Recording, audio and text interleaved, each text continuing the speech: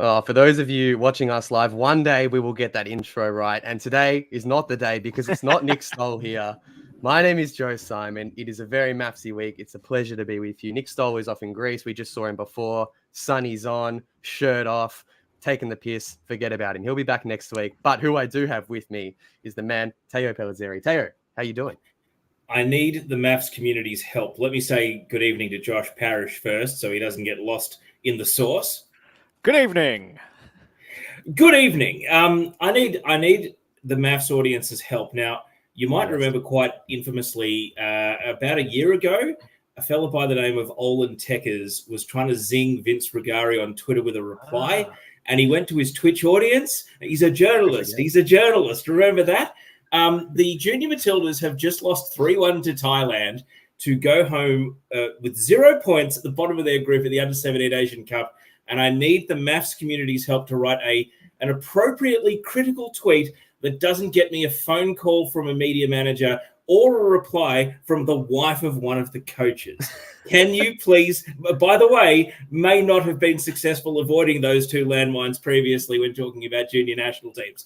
Can the MAFFS community help me? If you're not familiar with what happened in the match, Thailand were just better. But yes, I'm throwing that out there to the MAFFS community. Help. I need some diplomacy on the run while being a part of this podcast. I can't just treat this like how I would treat the Squawks. Hawthorn on the march. We exposed the fraud coaches. Ken Hinkley, you're next, buddy. Beveridge, sacked. Lyon, sacked. Hinkley, next. Anyway, enough. Let's actually. Are we live? Have we? We're live. We are live. But you know. Oh no, we're live. Okay, we are live. Josh Parrish, anything you'd like to get off your chest? After that, I think we've had a record amount of Sharon breaks in the space of 30 seconds. That's incredible. There's more to come.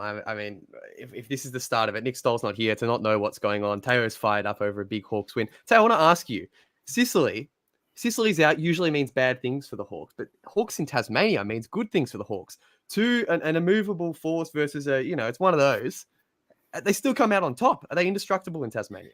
That's Ross Lyon footy, mate. Hawthorn were just the other team. And we've been in the right place at the right time. And now Port, they think they've turned the corner. Good luck, Port fans. Stuck with Ken Hinkley for another 10 years. Going to get to prelim final weekend. You're going to be so excited. And you're always going to be losing 10 goals down at halftime. So I think, Joe, we are perfectly poised to be the frauditor. We are the fraud auditor of the AFL. Wow, that is good stuff. Josh, what do you think of the Hawkers?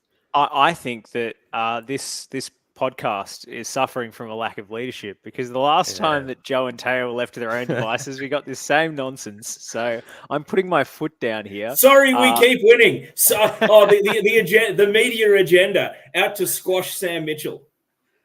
I think we spoke about a lot of other things as well as AFL. Look, this might be our last Sharon reference. It might not be our last Sharon reference. Stick with us in the comments. Get stuck in. Jess is saying Chris Fagan out. That's the kind of attitude we want to see. Run their memes.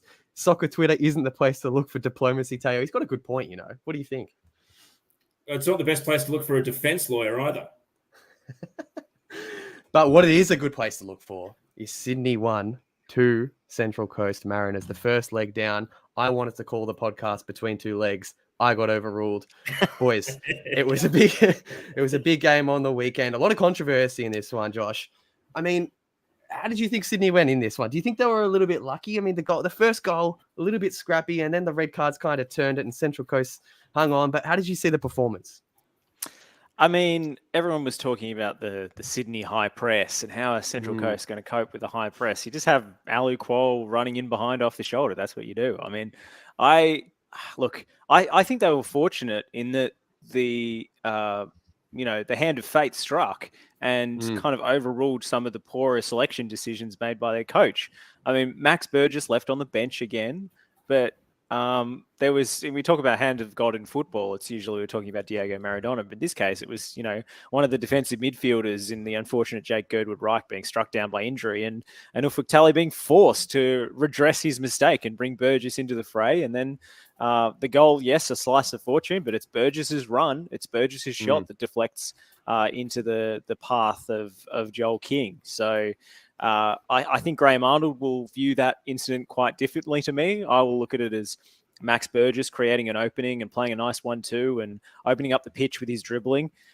Graham Arnold will look at that and think, great finish, Joel. You're back in the Socceroos, mate. So, I guess two sides of the same coin, but I'm saying that Ufuk Talay was saved by the hand of fate.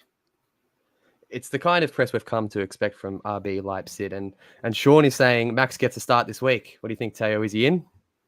You know what? I really enjoyed that the Mariners proved me wrong.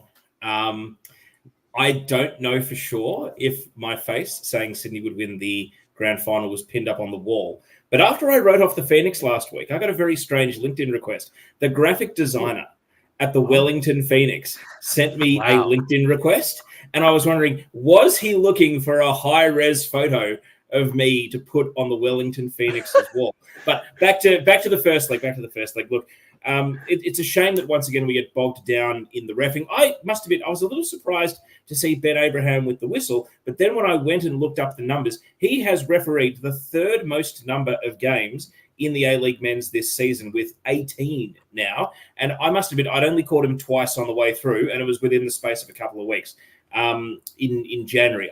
He does a lot of Western Sydney at home, and I don't think I commentated a single Western Sydney home game, but it's also a testament to him that I did not remember him on either of the two games that I commentated, which, if you're wondering, were the 1-1 draw between Victory and the Mariners in Unite round and the Melbourne City 1-0 win at the end of January against Adelaide, the game you might recall for Jamie Young putting his arm around Desta Iran Kunda at the end of the match. So while the refereeing was, at the heart of a lot of the post-game discussion, I want to give props to the referees for appointing Ben Abraham and to him for his performance in the game. It is an impossible job. I'm almost certain Alex King will get the grand final, but I can't say for sure. Well, was it last week that Alex King did the prank on the Victory fans where he called for VAR live and he said it was offside and everyone went off for a big cheer? So we like that kind of pranking energy, Josh. We certainly do. I mean, Alex King, the master of suspense. But I quite liked Ben Abraham's work on the mic this week. He actually gave an explanation, which is usually more than we got during the Women's World Cup, which was after review, penalty every time. So he actually said, studs on the ankle or whatever it was. And that clip actually went around the world because there's a guy at ESPN who I think he's just on the VAR beat. That seems to be all he does. That's all I see him do is his VAR developments, which must be a soul-destroying job. But he shared that clip to a global audience, showing off the A-League's interpretation of a live VAR. And all the responses he got was, the most surprising thing about this clip is that Jack Rodwell is still playing professional football. So, but Josh, to be honest, I think the Jack Rodwell novelty factor is what sent it viral. And if anything, Australia needs to get into the market of more and more players who everyone had fallen off the face of the earth. What's Jay Bothroyd doing at the moment? Can Australia be the next landing spot for Dele Alli? Well, probably, but maybe the NPL is more his level. But what's Wilfred Boney up to? You laugh. Wilfred Boney signed for Oakley. Remember that, Josh? I clearly don't remember that. When did this happen? Well, it was in the same steeped in tradition of Lewis Saha signing for the Caulfield Cobras. Wilfred Boney signed for the Oakley Cannons. Oh, it was a meme. It was a fake account, Joe, but it got some traction. It did get some traction.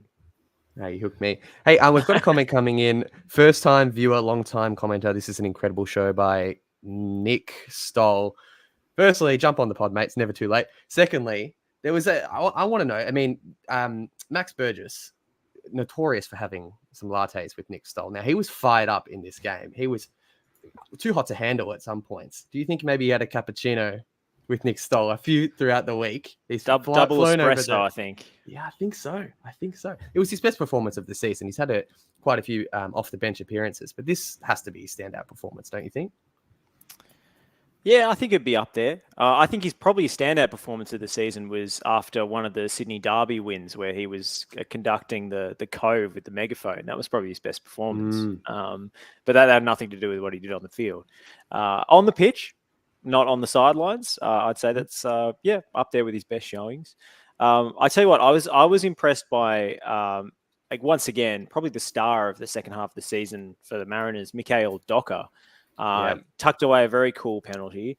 And fellas, I tell you, I haven't seen a Docker with that sort of composure in front of goal since Matthew Pavlich retired. So. Hey. It's very good. They were inaccurate on the weekend, the Dockers, but not Mikael. No way. Yeah, fellas, can I just flag not the best weekend for levity about former Docker forwards? Rest in peace, Cam McCarthy. So, yeah, absolutely. Yeah, absolutely. But what was I going to say, Joe? Joe, I may as well jump into what made Australian football fun for me. Yeah, please. Sorry to genuinely kill the mood, but I was going to say, Teo, let's throw to a clip and break up the show now. So there's a bit bugbear of mine that's been in the discourse, and it's heightened, recently with the national second tier, approaching kicking off next year. And I see this take can't go out there sometimes. One of them that I hate is, any negative news about the A-League, there'll be someone commenting, and they want a B-League, as if the two things have anything to do with each other. And the other thing is, what's the use of a national, semi-professional comp? It's just NPL on planes, to which I would respond, NPL on planes would be a great step in the right direction. But I've finally found, and this is going to suck for the podcast listeners because it is in French, but I've finally found the perfect retort to people who don't value national semi-professional football. And it comes from the mouth of Orson Welles. Parce que je ne sais pas qu'est-ce que tu penses. Moi, je déteste le mot professionnel. Moi non plus, j'aime pas. Tous les comédiens et les autres qui disent moi, je suis professionnel, je suis un pro. Qu'est-ce que c'est ça? Est-ce qu'il y a un mot plus triste que ça? Non. Parce qu'amateur, c'est basé sur le mot amour. Il faut faire les choses pour love. Sinon, nous sommes idiots. Complètement. It's about love, not money, people. Love, not money. Is that the negotiation tactics that the general manager of each team will be doing when they go to sign their players? Yeah, absolutely. That's the sell. Yeah. It's like, do you love this game, or do you just do it for the cold hard cash? Come on, guys. I think I know what the answer is going to be. Josh, I'm curious to know, are you a big Orson Welles guy? Is that your favorite? Is it Citizen Kane? Is Highbrow Parish a fan of Orson Welles? I'd like to know. I felt the need to step in after Joe tried to call this episode Between Two Legs. I just felt I need to raise the tone. Hey, that's one of Orson's finest pieces. It's a little bit less known, but it's one of his finest pieces of work. Run Them Memes is saying, man's from A-League offside, gotta love this friendship. Well, we appeal to a lot of audiences. Actually, a little peek behind the curtain here. I started off, I'm not the main host here. Nick Stoll, absent. Our thoughts are with him today. But I've stepped in, and about 2 minutes into the chat, into the private chat, Teo's asked me, don't forget to ask us what made Australian football fun. So Teo, now's your opportunity. What made Australian football fun for you this week? There was a big combustible blow up overnight. And I know that the last time on a podcast, I wandered into the world of how fans of women's teams support their team. It resulted in a blog writing this big article about one sentence I said. So hopefully, don't aggregate this. Don't aggregate this. for the love of God. I mean well. Now, you may have seen in the FA Cup final overnight in the women's, Manchester United won the tournament for the first time, 4-0, beating Tottenham, and an Australian, Charlotte Grant, played for Tottenham, and a Matilda's teammate by the name of Kyra Cooney-Cross went to watch the game and was snapped wearing this scarf. Now, Joe, you as a Tottenham fan are probably totally fine with this. However, there's a slight twist. Thrilled. Slight twist. Kyra literally plays for Arsenal.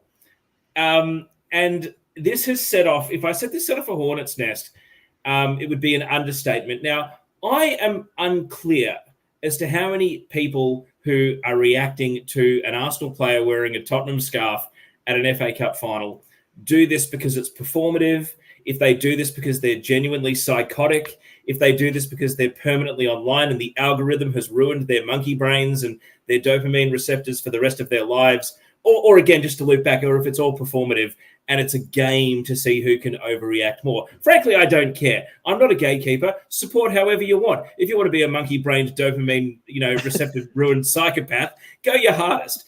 But I just wanted to throw it out there because we have a Tottenham fan here who might be able to give us a bit of perspective. Because as an Arsenal fan, and speaking to a fellow Arsenal fan, Pakua Frimpong, friend of the show today, we weren't enamored with the branding opportunity that Kyra chose to pursue at this final. I think that's the nicest way to say it. Can I just clarify? I knew Kyra growing up. We're not like friends or buddies or anything, but she is maybe an impressionable kid. And I'm sure, hey, let's get a photo, it's a bit of fun, would have been the nature of how that came about, completely underestimating how the fans were going to respond. But Joe, as a Tottenham fan, how do you feel about attaining Kyra Cooney-Cross potentially on a free transfer at the end of the current WSL season? As his internet freezes. Or my internet freezes. Worst of both worlds. Josh Parrish, come and bail me out. I'll jump in here. Joe, is he? Hey, Joe? I'm here. No, see, Nathan, Joe was just impersonating how Tottenham will defend for the first 10 minutes against Manchester United on Wednesday. Far apart and not very active, that's for sure. The Netgear didn't let me down this time. I'm thrilled. How good does Tyra look at the lily white? I mean, it's just, I understand. I think especially because you're a player, if you're a fan, I mean, I would never wear an Arsenal top. I feel like if I was going for the Arsenal women's team, I would do it just in the crowd in my normal clothes. You know what I mean? So I understand the uproar that she's a player for Arsenal, actively supporting and being photographed wearing the shirt of the rival. I mean, would you be caught wearing an Essendon scarf, Teo? And it's funny, hive mind activate, Joe. I was about to ask you literally exactly the same thing. Would you ever even touch Essendon merchandise? Never mind be photographed wearing it. Exactly. So I understand the hatred.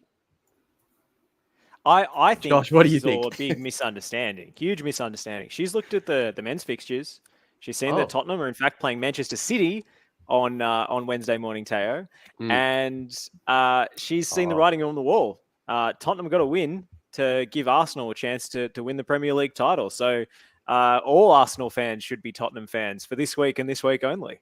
Now, I'll give you a little secret. We don't prepare talking points for this show. We often shock each other with the things we say. To be fair, it's more often than not me. But Josh, that is so brilliant. I actually think someone needs to give you a job in PR. You are a genius. You have just disarmed. You have just snipped every fuse and disarmed every bomb. And like Princess Diana, you have swept through the war zone and removed every minefield in a single sentence. To paraphrase Ross Lyon, you're quite brilliant, Josh, but I actually mean that sincerely. That is, honestly, we should finish the pod now at 19 minutes. I don't think we're going to hear anything smarter for the rest of the show. There's no question my dog's going crazy in the background, so apologies. We've already covered Orson Welles, and now we've got Josh oscillating everything he comes across. Maybe sidelines, it should be Josh Spin Parish. Keep the comments coming in. Yeah, please, Josh, jump in. I was gonna jump in with another fun. For those fun the clip. 15 million watching, just by the way, what is Orson Welles' best work? Please get in touch in the comments and why. By the way, to know why. Josh, back to you. No one has embraced the spirit of helping me draft my tweet, so I'm going to send this live. I'm almost certain I won't have the wife of a coach reply to this questioning, and maybe a mate of yours, Josh, saying rubbish from Teo Pellizzeri. But let's hit send on this. Out into the ether it goes. Good luck. Wish me luck. I guarantee you people will say that it's soft. So, is it MAFFS? No, it's incredibly solemn. It's a real curriculum special.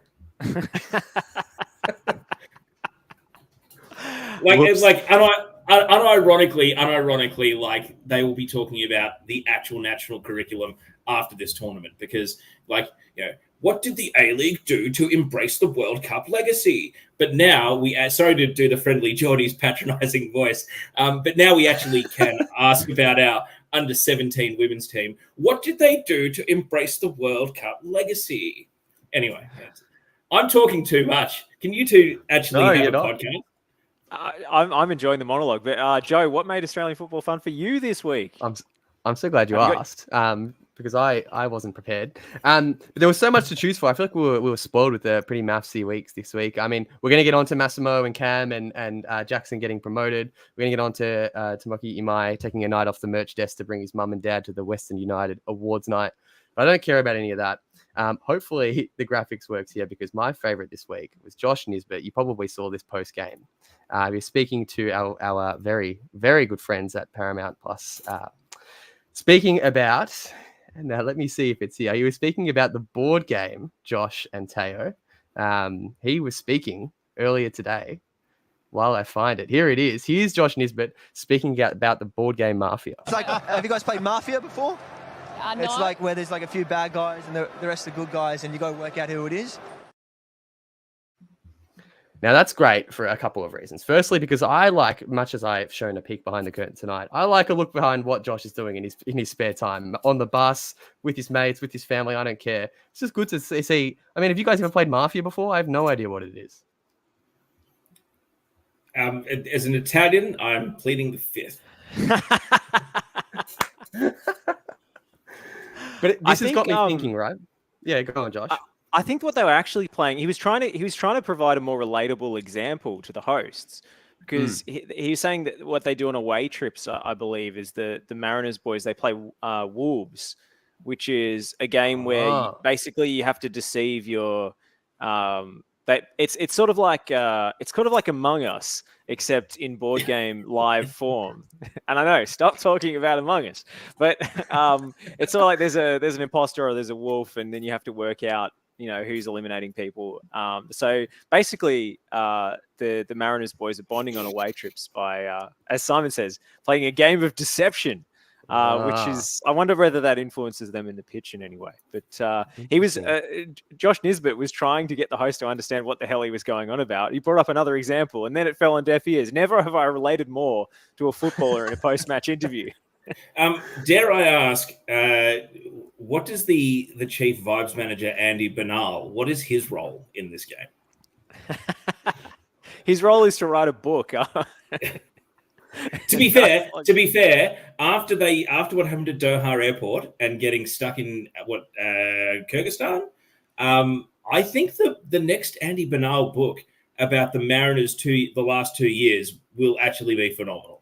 Like, if you were going to write a book about one Australian A-League team, maybe it's about the ownership situation in Adelaide. Maybe it's about that. But I think the funnest story is about what's going on over the last 2 years at the Central Coast Mariners. We can call it, I don't know, peeling the onion. Only, Josh got it. So...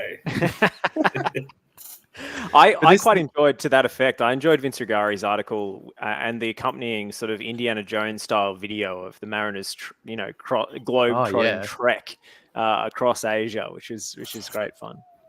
Well, I think we compared Taylor Swift's flight map to the Mariners flight map, and I'm not sure who's still done the most miles this year, but I'd like to find out. But the board game chat got me thinking, boys. My thought is an Australian football board game brought to you by MAFFS. Firstly, how hasn't this been done before? My mind goes to Monopoly if I'm picturing it in my mind, the MAFFS board.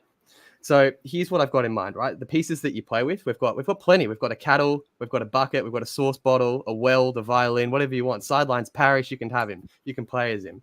Then we've got the pieces. There's free parking, but except for free parking, it's Tarneet and it's $25. Boys, I'm telling you, the MAFFS board game of Australian football needs to be created. What do you think? Can I counter that? I think it should be snakes and ladders. Only. Oh, okay.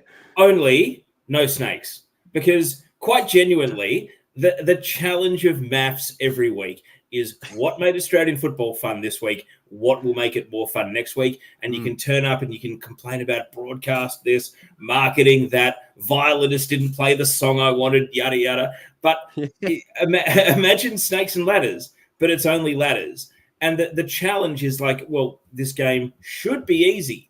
but actually having the discipline to play it to its conclusion is the challenge. Can you be MAFFSy even for an hour a week? That's a very good point. I mean, that's sorry to just give you my internal monologue every time this show is on the air. Why do you think we bring you on this show? It's for that reason exactly. But that's good because my thought exactly was like, bring a flare, go to jail. Want to do grand final in Sydney, go to jail. So it's good. But I want to see. I mean, Simon's agreeing with you, Taylor. He's saying he was also thinking snakes and ladders. I would like the 15 million watching. What would you put on the MAFFS board game, Josh? What do you reckon? I like it. I think. We need something that involves people creating sort of prompts, some sort of because this is a creative show. This is a show that we're ideas people. So I feel like there needs to be some sort of creative element because we get so many great comments and ideas every week. I'm just looking at some of our Twitter replies. Such as Joseph Ciacono, who says, Italiano has a picture of Stoll in the locker room. What picture do other managers put up? He says, Redan putting up a T-Swift poster because Western Sydney are the anti-hero, or maybe Popovich because he plays anti-football. Wow. That's great stuff. So nothing like Among Us is what you're saying, Josh? No, not at all. We don't need to... Stop talking about Among Us. I'm tired of hearing it. Listen, boys, that'll be a lot funnier when I listen back to the podcast at 1.8 speed. Trust me. Listen, boys, I hastily jumped in with the football, which I shouldn't have done, obviously. What made Australian football comes first. But did you have anything else to touch on? Sydney 1, Central Coast 2. Were there any other points you had? I wanted to say that another thing about Josh Nisbet, I mean, netting that goal and shutting up the haters. I mean, the haters and losers out there who didn't nominate him for the A-League Fans Player of the Year award. Yeah. Boy, people were angry about that this week. An award I didn't know existed until the nominees were put up. But damn, they've betrayed the people. And Josh Nisbet, he wheels away after scoring that goal, and you can almost hear Matt Simon yelling in the background to the APL, "You didn't want him! You didn't want him!" Tayo, I want to ask you, I'm not sure if we on MAFFS are big on nicknames, so get your nicknames flowing in if you've got any for Josh Nisbet. I don't think we have one for him, but the goal he scored after Max Burgess's fine work down the sideline, he's kind of munching on the carcass a little bit. Do you reckon he's a bit of a tip rat? No, let's not. There's a Sharon violation right there. Those who Hang on. know. I think now are we stopping the Sharon violations? And no, I'm just saying that when Nisbet first debuted, I think I commentated either his debut or his second game, and immediately, family members in my replies seems to be a theme tonight. Maybe a member of the Nisbet family thought we were overstating how much he was the shortest player in National League history. And now that is safe to say, due to his good football, no longer the go-to reference anytime someone talks about him. But Ben Old used to be a goal for Phoenix fans. And even though I personally have never said it on a broadcast, apparently all Australians do it. So you're going to be hearing that a whole lot more in the future. Just not from me, but you're going to hear it because you hear what you want to hear. But what I'm saying is we've moved on from shortest player in the A-League being the default reference. However, nicknames need to kind of happen organically, or he needs to gaudishly give himself a nickname, which either sticks or doesn't. So if he wants to call himself King Lizard and the Lizard Wizard, then, go your hardest. But I don't think it's going to stick. Hey, I mean, the Great Barrier Chief has stuck. So, I mean, we've made great things on this podcast. Before we move on, boys, do we have anything to touch on else on this Sydney Central Coast game? Good that the Mariners look like they're going to sell out the second leg. Second leg versus Adelaide last season was awesome. One of the best games I've been to live in person post-COVID in any sport, any event, including the Women's World Cup. So, bravo. Do it again. Josh, what do you think? Yeah, I enjoyed Phil Rollo coming through in the comments. Isaac Hughes for Fan Player of the Year. I'm not going to lie, I did have to look up who he was when he was announced among the nominees. So, but I'm sure he's had a great season. Maybe we don't pay enough attention to the Knicks, as is the running joke on this show. I wanted to bring up, and this is entirely unrelated to the Central Coast Mariners or indeed the A-League. But we were speaking about, what's Orson Welles' best work. But directorial influences in the NPL this week centered more around Michael Bay because there was a lot of special effects going on. And I've got a clip here of a Pyakuno taking a penalty for Moreland City against Dandenong Thunder. And I want to know, how did the ball end up there?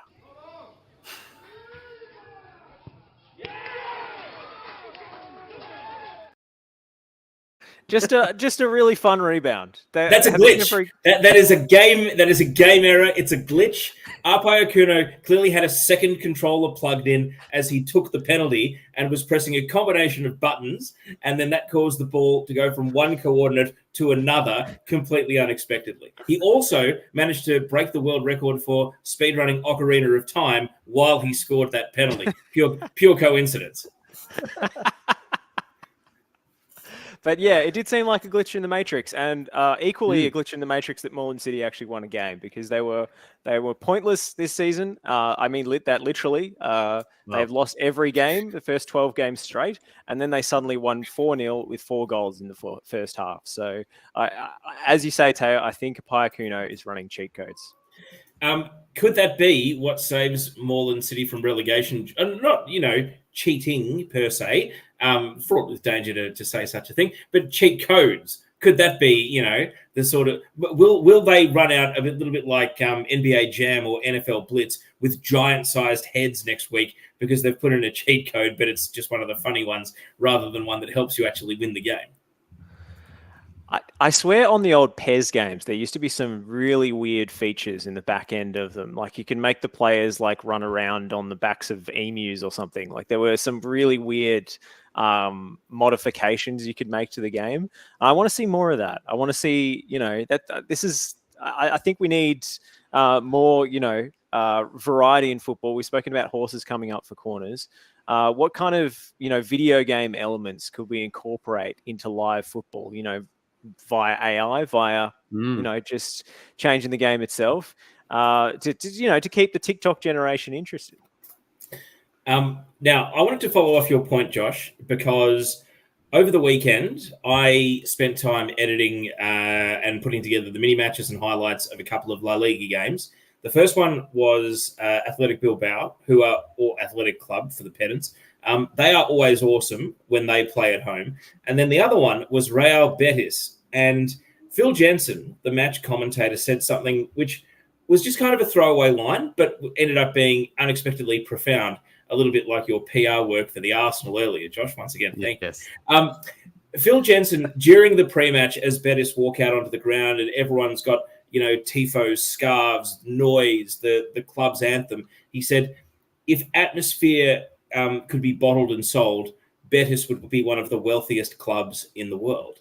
And it was such a poignant line before, because all their home games are all awesome as well, regardless of where they are on the table. And it got me thinking about Melbourne Victory and how they have captured their own little piece of lightning in a bottle.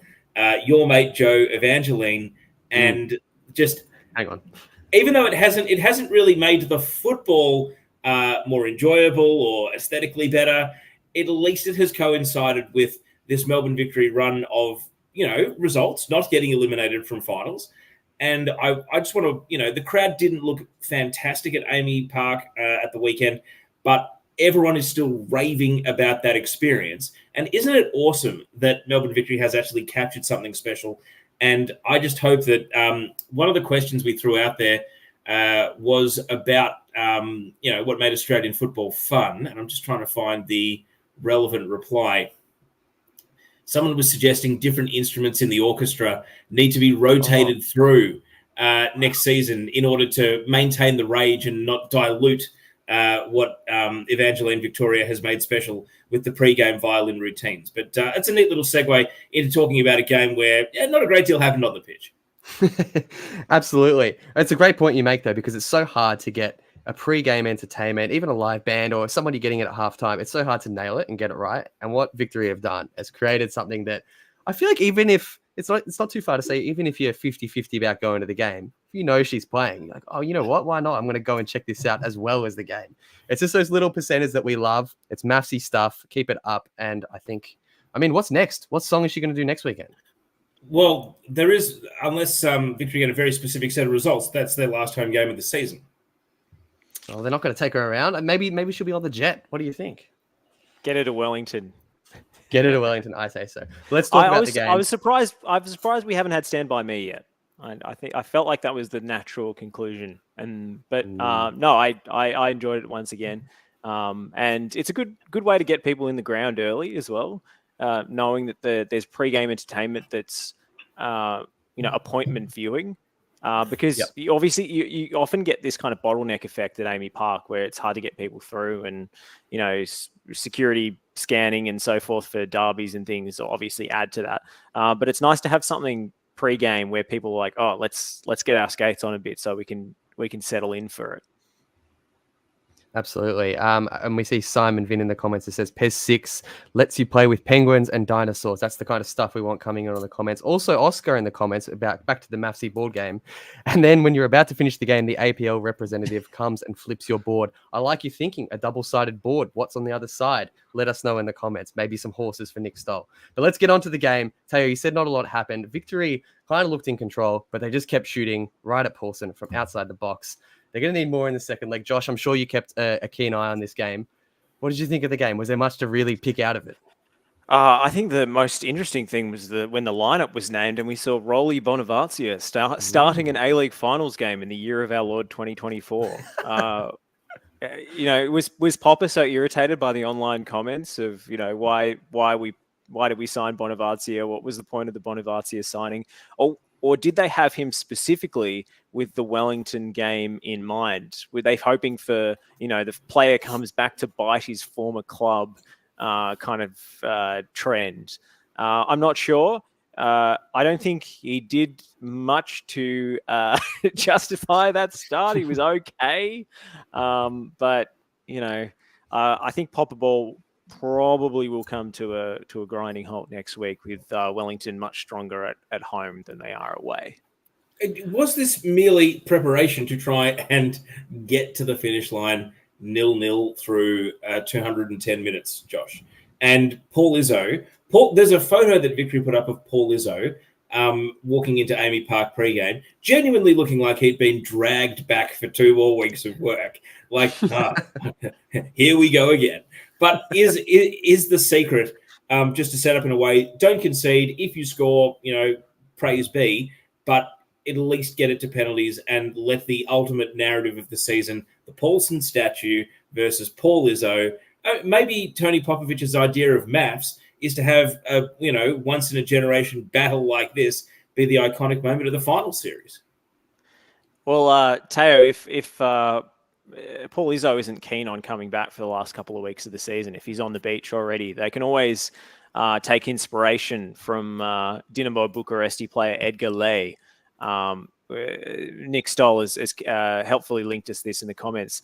So they're investigating whether their defender made his twin brother Edolino play in his place for around 5 games this season. He's apparently a Barcelona youth player. So, does Paul Izzo have a doppelganger hanging around the club that they could possibly sub in his place? I would humbly suggest media manager Alex Pavlidis, who is an NPL goalkeeper and does look enough like Paul Izzo that he was used as a stand-in in Paul Izzo's signing video for the shots that weren't of his face. I reckon he could get away with it. He's a professional body double. He is a professional body double. If Paul Izzo really is on the beach. The Screen Actors Guild will come for him if he didn't join the union. I reckon. Just gotta be careful. Be careful, Pav. So halfway through the season, Joe, I'm going to flip it back to you. Did you have anything to say about this game? Because I really do feel as though without, and it was raised by Ian Sison on Twitter today, is a lack of away goals a bit of a problem in these two-legged ties in the same country? You know what? I think that even if away goals was on the table, the Phoenix would have set up to keep a clean sheet first and worried about everything else second, because that's their game style. And while it's charming and new, it's going to sell out or get very close to selling out the cake tin. Season 3 of playing like this may start to test the friendship, but while winning is fresh, win by any means necessary, Wellington. I will not begrudge it for 1 second. What were your thoughts on the game? It's an interesting point, the away goals rule. Maybe if they're worth 3, one is worth 3. Maybe that'll start getting people interesting. My thought on this game was Wellington, as you said, they set up to defend and take this into the next leg of the tie. But Victory, they were trying to get through. And if they couldn't break through, and now they're going to Wellington, who are going to set up, but also we know how deadly they are on the break. They're in trouble. They must be in trouble in this one. But yeah, the hive mind, as you said, Teo, it's hot because I've written down here, they're surely Victory is just going to the second leg, pushing for a draw, and just have the statue derby happen to unleash Izzo. I mean, that has to be. Josh, do you think that must be their game plan going forward? Perhaps. I mean, even if Wellington are struggling at home, they can always turn to their bench and say, Euston, we have a problem. Salas, get on there. Who I quite like. No sell from all of you. That's probably what it deserved. No, I look, this was an improvement from Wellington from their last visit to Amy Park, where they didn't have a shot. They did score a goal, but they did not have a shot for the entire match. So, look, I struggle to see Victory finding a way through in the second leg, barring another, crazy Izzo performance on penalties. But we know Alex Paulson, is a pretty capable player on penalties as well. And he was talking about in the pre-match sort of stuff this week, there was a lot of questions about penalty shootouts and how they prepare. And he made the point that Wellington now have more data on Melbourne Victory's penalty takers now that they've gone through a shootout. So, there's more market research available in order to prepare. But he's just got to be careful that he doesn't get his water bottle flung into the grandstand. That's very interesting. Yeah, because last time, that's right, it was flung into the grandstand. That's interesting. So a penalty shootout essentially is a blessing and a curse. I mean, who do you think wins out? Izzo's full of confidence. He's the statue man. But now Wellington are like, you know what? We know exactly what you're going to do. I wonder. And he can't pull the same tactics, because how many Victory fans are going to travel for this game? It's going to take a really good Paul Izzo throw to get Alex Paulson's water bottle with his notes on it all the way into the away end. So if he throws the bottle into the stand, it's going to come straight back. I wonder if they have data on Izzo's movement as well. We always go, when we have data on the water bottle, it's always about the penalty kick taker. But is Izzo worthy of his own bottle? That is inverting the pyramid in its truest form there. Are you with me? I have an innovative penalty idea. Now, they had the coin toss, and they determined which end the penalty shootout was going to be. And there was a lot made in the commentary of, will Victory shoot towards the North Terrace in the penalty shootout against Melbourne City, right? But I can tell you, before some games, due to cameras set up at the ground, a penalty shootout, if it happens, is predetermined, and the coin toss is only for who shoots first. So I found it interesting that they had 2 coin tosses, one for the end and one for the shooter. Now, I propose, and do you remember the ABBA penalty formation, which was I think it was Arsenal, Chelsea, and a Community Shield. Chelsea shot first, Arsenal shot the next 2, Chelsea shot the next 2, or was it Arsenal shot first, Chelsea shot first, Arsenal shot the next 2, but then it was 1 for 1 thereafter? I can't remember. I think it was A, B, B, A, B, B. They kept going. So it was really confusing. Right. So my idea, stay with me on this, is the penalties are taken to both ends concurrently. So when the referee whistles, one team shoots to one goal and one team shoots to the other goal. You have the camera split screen. You have both sets of fans watching both penalties at the same time. No advantage or disadvantage for taking first or taking second. And you have like the whole of arena reaction to, we scored, our keeper saved, or we've missed, but don't worry, our keeper saved. Can you imagine the chaos if we had concurrent penalty shootouts? I think if either of the All-Stars games ends in a draw, they should trial that to decide the winner.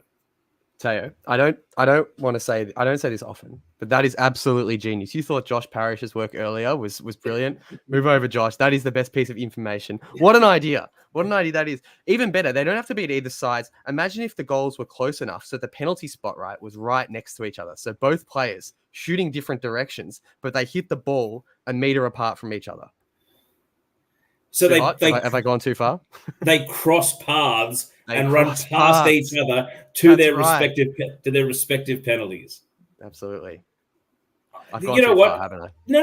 Let's just say patent pending, so that when FIFA come in and take this idea for their 128 team World Cup tournament at some point in the future, we were here first. So Absolutely. The problem with your idea, Teo, and I don't like talking down these ideas. I want to build on them, but no snakes, Josh. No snakes. Only ladders. Only ladders.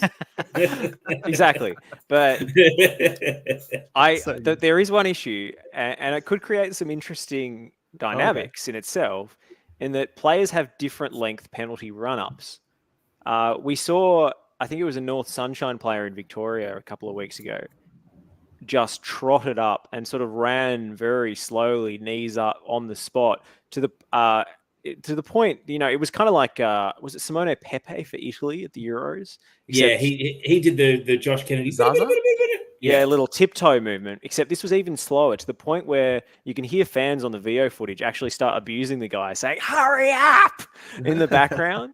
And then he just waits and slowly pitter-patters up. Whereas you've got, some players who set off like a freight train or off one step.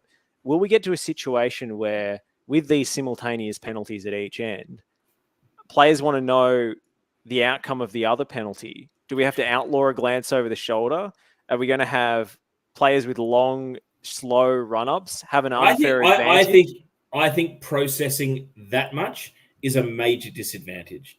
Especially, what about the demoralizing factor of you're mid-run-up and you realize, either through away fans or the size of one crowd dwarfing the other, so a cheer or a groan means a certain outcome, even though your back's turned. Imagine having the knowledge of that pressure as you are literally swinging your foot to hit the ball. I don't believe that to be a problem, Josh. If anything, I think it'll stop the stutter steppers, and it will encourage people to take more conventional penalties. I have a solution, I think. This is the great thing about this podcast. Teo has built a lovely ladder. Josh, he's thrown a snake in there, but it's a helpful snake. It's to grow. And I think I can swipe it away. We have the voice of Australian football, Teo Pellizzeri, standing in the middle of the stadium with a microphone, counting down from 10. Evangeline is there with her violin, playing along. So when it hits 1, you got to hit the ball at the same time. I like it. Now, this is another little snake, maybe a gummy snake from Football Shirt Finds Australia. What about when the keeper wants to take a penalty, sub-keeper jumps in? Oh, interesting. I did not think that far ahead. No, I think if you want your keeper to take a penalty, you got to put an outfielder in goal. You got to put an outfielder in goal. Because that's always fun. That's fun. Or the keeper takes the penalty, and the opposition penalty taker shoots into an empty net. Just 20 seconds. They've got 20 seconds, like leeway. They have to hold for 20 seconds while the keeper hopefully scores their goals and sprints back to his own net. Another solution. Get rid of those snakes. I don't want to see them. Only ladders here. Actually, that reminds me of when I think it was Chris Theodorides of Heidelberg had a run of taking penalties, not in shootouts, but in live play. And basically the reason was that Heidelberg had a system at the time that you took penalties until you missed one, and then it went to the next person as their penalty taker. And so a few of the boys had missed, and he was taking a few at training and fancied himself, and he kept smashing them in. One night he was just hot. And so George Katsaka said, "All right, you can be a penalty taker until you miss one." And he scored about 4 or 5 in a row, and then he had to absolutely leg it back to his goal as the ball actually stayed in play off a missed penalty. So that could be fun. Of course, he was an innovator, Josh, because you may recall the other significant thing he once did in a penalty shootout. Which was? While the other taker was about to take potentially the match-winning kick, I think it was Dimi Hatzibarata, so the Bentley Greens, in a cup final, no less, the Doherty Cup final, Chris Theodorides ran off his line and just booted the ball away, ate the yellow card, and then saved the penalty. And this was around the time, we're talking like 2016, 2017, Canberra fans or Capital football fans will remember how they went, I think it was Canberra Olympic, went on a run all the way to the Australia Cup semi-final. But they had a goalkeeper, this Canadian-Greek goalkeeper that they'd signed from Tasmania, who had a reputation for doing exactly the same thing. When the opposition was about to take a penalty, he would try to put them off by running out of his line and booting the penalty away. Quite simply, I think the goalkeepers were already on board with concurrent penalties, and now is the time to give it a go. Hey, we're all here for it. Let us know in the comments. What do you think of Teo's crazy dual penalty idea? There's plenty to work with, and I think it's absolutely brilliant. But there's so much more to speak about. I mean, we're already 50 minutes in, and we haven't gotten to the promotions of some Socceroo players this week, Josh. We have Mass Luongo and Cam Burgess getting promoted with Ipswich to the Premier League. Jackson Irvine, the captain of St. Pauli, and Connor Metcalf promoted to the Bundesliga with St. Pauli. Amazing for those 4 players. Hopefully they're all still at those respective clubs next year. But Josh, where do you want to start with this? Should we talk about Mass and Cam getting promoted with Ipswich? I think we should talk about Mass Luongo enjoying his after party with none other than Ed Sheeran. Yeah, and what I liked about this... Yeah. What I liked about this is Ed Sheeran obviously jumped on board as a big Ipswich fan, and you saw the videos of him, Ed with his guitar, all the players around him in the bar, and then there was a video about an hour later, and they're all in the toilets. Doing the same thing. It was like they didn't put down the guitar. They just all moved to the men's bathroom and like, you know, let's keep this party going. It was fantastic. Well, Ed Sheeran is an Ipswich fan, so you got to enjoy that. It's funny because usually you would say, the players would be starstruck, but I think Ed Sheeran is such a massive Ipswich Town fan that he was probably the starstruck one. He was probably getting nervous, meeting his heroes. So that made it quite endearing to me. But yeah, I mean, Josh, you've buried the lead. You personally have unretired Mass Luongo from Socceroos duty this week. Well, so Stats Perform, which is my day job in the news division, they do have exclusive interviews at times, and we were lucky enough to get one, the global team, with Rene Mullenstein, the Socceroos assistant coach. And the big email thread goes around, are there any questions from the various teams in different countries for our special interview talent? And most of the time there's not anything relevant to Australia. But this time we think, well, we've got the Socceroos assistant coach in. Let's see if we can sneak in a couple of questions. So we added a few to the list. They got asked about whether Christian Volpado's international future had been resolved. The answer is no, of course, on that front. But, he gave us a decent answer on that. You're telling me Totti at Totti's didn't work? Rene said he didn't know the very latest, as it pertained to that meeting, but that, it's still hasn't been decided, and it's all down to the player and what he feels in his heart. Can I just say, I've always been pro Volpato, and I've always been completely optimistic that we will land his services. And Christian, just come play for the Socceroos. Arnie's not going to coach him forever. He's not Ken Hinkley. Or at least, where's Wood? Where is Wood? But I'm totally optimistic he will end up in a Socceroos jersey, maybe even by the 2026 World Cup. But sorry to interrupt, Josh. No, I mean, I wish I shared your optimism, but we'll see. I guess it depends whether his Italian senior prospects dry up over the next couple of years or not. But the other question we managed to sneak in was, how good Mass Luongo, Cam Burgess going up, and could this pave the way for an international recall? And he basically said the door's still open for Mass Luongo. It's kind of up to him. They managed his international retirement because there was a contract on the table for Mass, an extension, and they didn't want to jeopardize that. And he wanted to focus on getting promoted with Ipswich, which is honestly like a massive achievement. And he was a really important player in that promotion campaign. But if Mass wants to combine, playing in the Premier League next season with representing the Socceroos, that is not off the table. So I was very encouraged to hear that. How far are we rolling it back? If I was to say Tom Rogic, would that be stretching the friendship? Well, I mean, I think Tom Rogic could start playing some football anywhere. That would be. What about Ned? What about Ned Zelic? Is that? Hey, if the Canberra men's team gets announced, nothing's off the table. Firstly, Joe. your lookalike, Jackson Irvine. Did you actually? There was an incredible photo. I really should have pre-prepared this rather than going for the low-hanging fruit. Did you see the photo of him just engulfed and swarmed by St. Pauli fans after they won promotion? It was unbelievable. What a moment! I mean, firstly, being compared to Jackson Irvine is one of the greatest compliments you could ever pay me. So thank you, Teo. But yes, it was amazing. His first season as captain, they absolutely love him. He bleeds. He's a match made in heaven for this club, and he was, I think, 3 years ago when he signed there. And it's just so great for him that I feel like Jackson himself, just being at the club, he's happy enough. I don't think he needed this promotion to prove himself, or it's more than football to him. But the fact that, those photos, even the one in the changing room was where he's all blurred because he's going crazy. I love those photos. And the good news is, like, he's definitely going to be at that club next season. And I'm just so happy for him. Do you think Connor Metcalf will be at the club next season? Stand by. This is a bit of a Where's Waldo. Can you find the Jackson? Can you find the Jackson Irvine in this crowd? Look at him. He still looks gorgeous as well in all those people. He looks like the Khaleesi in Game of Thrones. Just getting carried away.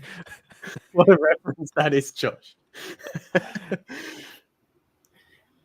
I can only imagine the adrenaline and the elation. And we spoke about, dopamine receptors being destroyed for life. I think if that's one of the happiest moments of your life, you're not going to care, as opposed to, did my tweet about Kyra betraying Arsenal get enough likes and retweets?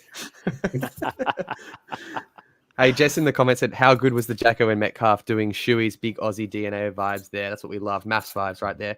Just going back to Ipswich, a couple of things, Josh. Firstly, I love that you said that Ed Sheeran was such a big Ipswich fan that he'd be starstruck by the players. Like, with the greatest of respect, I just love the idea of him being like, whoa, Kiefer Moore? Like, really? It's one of the biggest pop stars in the world. But I love that. And secondly, is it time to rename Mass Luongo MAFFS Luongo?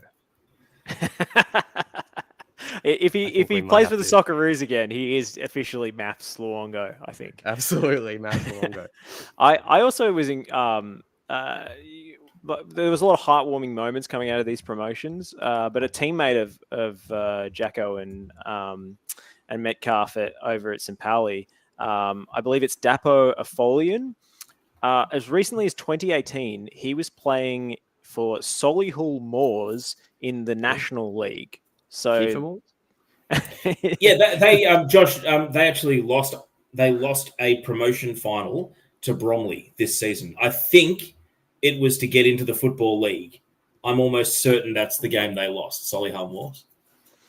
There you go. Well, so he posted a tweet saying, National League to Bundesliga, dreams can come true kind of thing. And I was like, that's what a story. But I was looking him up on Wikipedia because I was curious. And he moved from Solihull Moors. He signed with West Ham, but never played a game for them. Went into the loan farm.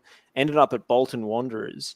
And his Bolton Wanderers debut came as coming on as a substitute for none other than Lloyd Isgrove, who's now playing for Hume City in NPL Victoria. So what you're saying is for Lloyd, no, only way is up. If some of the goals he scored this season have been truly amazing highlights. So don't put a pin in his balloon just yet. I reckon National Second Division, fingers crossed. You just never know what it actually could do in terms of propelling Australian careers or the careers of players based in Australia. Well, I wouldn't set his sights there necessarily. I mean, he could be posting a tweet in 5 years saying, NPL to Bundesliga, dreams can come true. But hey, just before we get out of here, we're an hour into the podcast. It's 9 o'clock here. What's the time in New Zealand? We haven't even asked. I mean, I feel like we're just about to start the podcast if I'm asking that question now. And it's such a big week in New Zealand too. It has been a big week in New Zealand, hasn't it? But lastly, we should touch on Ange and the 2005 redraftables, Joe. One thing at a time. We should quickly touch on Ange. He's finally back on the board with Tottenham. He had 4 losses in a row. He's just scraped past a now relegated Burnley with a 2-1 win, Teo. But the big game is coming this Wednesday against Manchester City. I hate to say it look, I'm not a one-eyed Arsenal fan that gets drawn into long arguments about the team. My days of passion were extinguished largely by having to deal with Emmanuel Eboué playing for the team week in, week out when I was a crazy, passionate fan. But I've never been more certain that Manchester City will be 2-0 up in the first 10 minutes. And it's just a question of if they want to win by 5, because the goal difference could be a factor if they drop their bundle against West Ham on the final day, or if they want to win by 3. Joe, you're the Tottenham fan. I'm sure you're torn. Very interested to see one of Australia's highest profile Spurs fans, Michael Lynch, today say he wants Tottenham to win their last 2 games because he still thinks that they can catch Villa for 4th. Has that even entered your thinking, Joe Simon, fellow Tottenham fan? Well, firstly, Kyra Cooney-Cross is probably the number 1 ticket holder for Tottenham now. That's a very interesting point, though, by Michael, because Aston Villa, they play Liverpool tomorrow. I'm not too sure who I think they have Crystal Palace, actually, at home on the last day. Now, I think they'll probably lose to Liverpool tomorrow, and they'll probably lose to Crystal Palace. So Spurs have 2 games left. They have they're 4 points behind Villa, so they absolutely could. It's a very good point. However, if Spurs win against Manchester City and Arsenal win the league, I mean, I don't know which one's better. I think what's going to happen is Aston Villa will take a point here or there. They will make the Champions League. I think Tottenham probably don't want or deserve to be in the Champions League after they're back since November. They haven't been a top 4 side. But I'm kind of torn here because I think everyone is saying Spurs are going to lose this game. Spurs are going to throw this game. I don't think they will throw the game, but it would be the perfect Spurs thing to do to actually win this game against Manchester City. It would be everything that you kind of expect them to do, they don't do as a fan. I expect them to lose this game, so expect a Oliver Skip hat-trick and a 3-0 victory.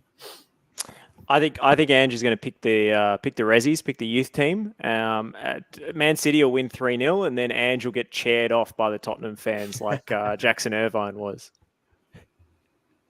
I mean, I wonder if he'll be caught in that crowd at the end. Boys, we should wrap it up here. Any final thoughts, any final comments before we go? Any George Orwell books that you've read recently, Josh? What have you got for us?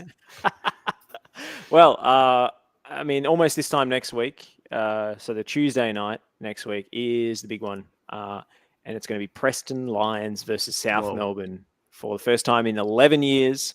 So get down to BT Connor. It's going to be get there bloody early because the parking situation is going to be a nightmare.